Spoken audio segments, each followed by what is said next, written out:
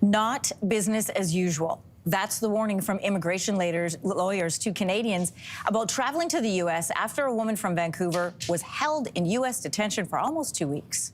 And then I sat down and I was looking to book flights home because that's what I assumed that I was supposed to do, that I would just show them that I'm going home, and then next thing you know, I was taken. And Jasmine Mooney was detained as she was trying to renew a visa at the U.S.-Mexico border near San Diego on March 3rd. She did return to Vancouver this past weekend, but had been sharing some details and stories of her detainment that were really troubling. So joining us with more this morning is Len Saunders. He's an immigration lawyer who's based in Blaine, Washington, and advised Mooney prior to her incident at the border. Welcome to your morning. Good morning, Anne-Marie. I want to start with the broad change overall. First of all, how have the executive orders that have been signed by U.S. President Trump affected people's interactions with U.S. border officers and make it different than what we're used to? Well, I've noticed a huge change in the last 2 months, just in, what's happening at the ports of entry. So this lady down in San Diego, so she's a Canadian, she's from Vancouver. She went for just a simple visa renewal. And, I advised her not to go on the southern border. I've had lots of clients go there over the last 20, 25 years, but she was taken into custody. And the interesting thing was when Homeland Security was questioned on why, they said under the new protecting, the U.S. from illegal immigrants. She's far from an illegal immigrant. She's Canadian. She was applying for a work visa at a port of entry. So you hear these stories of Canadians being taken into custody. You hear about this new registration for snowbirders if you're here for more than 30 days. So all of these stories are due to these executive orders that were signed within a day or two of the new administration. And it's making a lot of Canadians pause and think twice on whether they want to travel to the United States right now. And just as a point of clarification, so Jasmine was reapplying for a business visa that she had held before.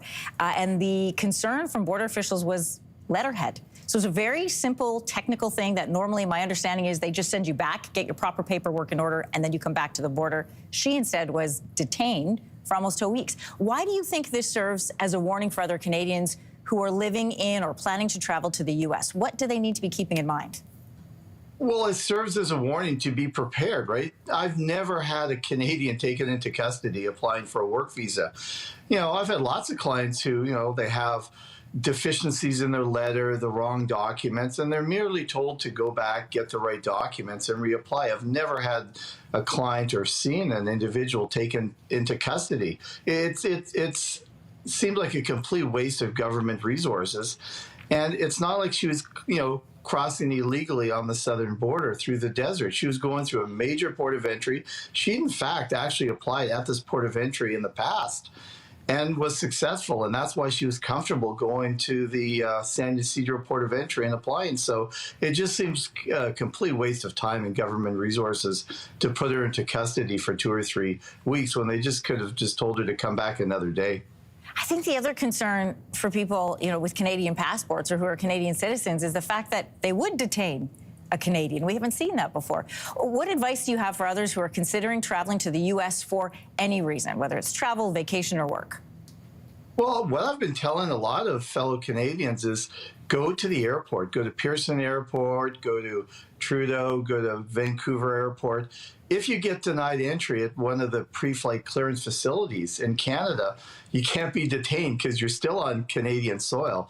So that's a nice, safe area if people are really concerned about entering the United States. Just go to one of those pre-flight clearance centers, and you can't be detained like what happened to Jasmine. If you're traveling, let's say you're a Canadian, but you have a green card and you're traveling back and forth, at this point, which is better to use, your green card or your Canadian passport? Well, by law, you have to use your green card. And I've had a lot of permanent resident green card holders call me being concerned that they're going to, be taken into custody, because you have heard of people with green cards being taken into custody. But, for your average person who has no past issues, quite often those stories involve people with criminal convictions while they have their green cards, or they've abandoned their green cards by living, too long outside of the U.S. So most Canadians won't be affected by that if they have a green card. I had a green card at one point when I first immigrated to the U.S. from Canada, but I would have been concerned myself too, probably, at this point if I had a green card myself. It's a strange time we're in where, as Canadian citizens, there's concern when you're trying to get into the U.S. back and forth. Well, I never thought I would see, these stories, and it's a chilling effect, right? Right now, it's spring break in British Columbia. I was at the Peace Arch Port of Entry yesterday morning around 9 a.m. Pacific time. There was hardly any cars entering the U.S. It's, there seems to be a boycott right now from Canadians wanting to travel to the U.S. because they hear all these stories in the news. Something else that's maybe not unique to our country, but certainly affects a lot of Canadians, is the fact that there are a lot of Canadian citizens who have a birthplace that is other than Canada, and they are concerned about entering the U.S. because of the origin of their birthplace. Oh, I get these calls all day long, people who are born in Pakistan or, India, and they're concerned about coming to the U.S. Are they going to be profiled? Are they going to be denied entry?